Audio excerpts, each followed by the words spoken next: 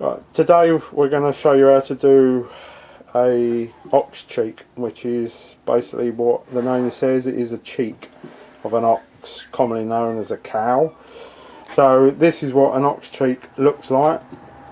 We divide it up what we call two sections, which is the real meaty part, which is what you see here, and this is the rest of it, but does have a lot of flesh attached to it. But that all goes in our meat mix that we do here for our real food, but we only use this part of the cheek for our treats.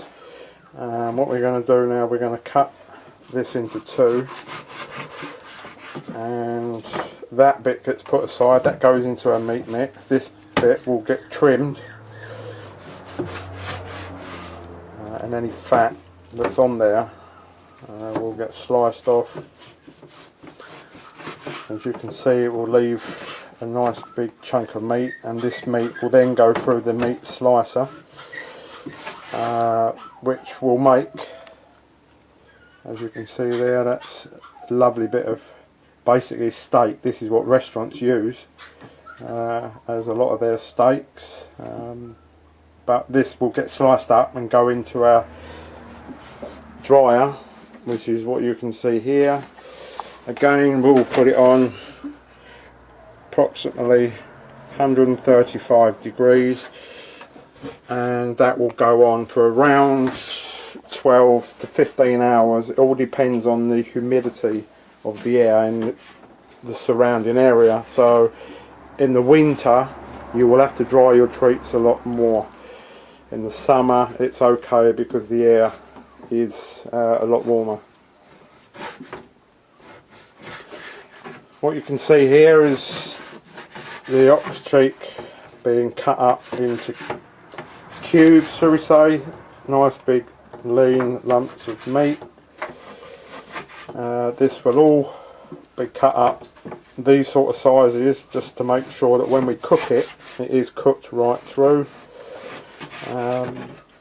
So this is the ox cheek, which is just one of the ingredients of our food. Another ingredient of our food is an ox liver. As you can see here, it is a huge lump of meat, and this is approximately a third of an ox liver. So again, what we do here is make sure you've got a sharp knife, and we cut it into slices. We slice it all the way up. It is nice and soft, quite easy to cut if you have got a sharp knife, but it will let you know if your knife is blunt, because it does become rather difficult. So cut off a manageable piece of liver, and then we found the best way is to cut it in slices like so, and then just turn it around and cut the liver into nice small chunks.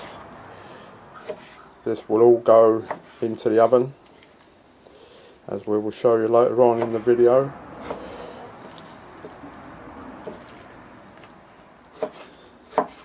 If anybody, as you can see, if anybody does not like blood, cutting liver is not the one for you. So maybe if you get this from your butchers, ask them to cut it into nice sort of inch cubes, just so that it cooks all the way through in the oven.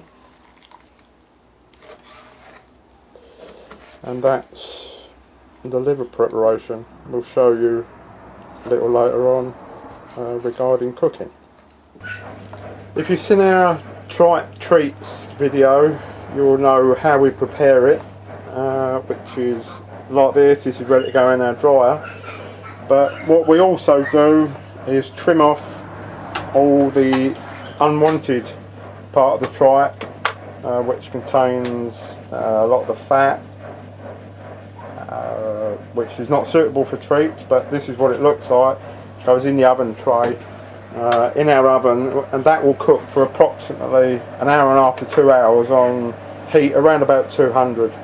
You've got to make sure that it is really nicely cooked, because it is extremely difficult to run through a meat mincer if it's not cooked properly. What we've got here is a tray full of tripe. This has had 2 hours cooking, incidentally. You can see it's gone nice and dark, obviously shrunk where a lot of the water's come out of it, but this is perfect now for mincing. And this is exactly the same as what we do for our cheek and our liver.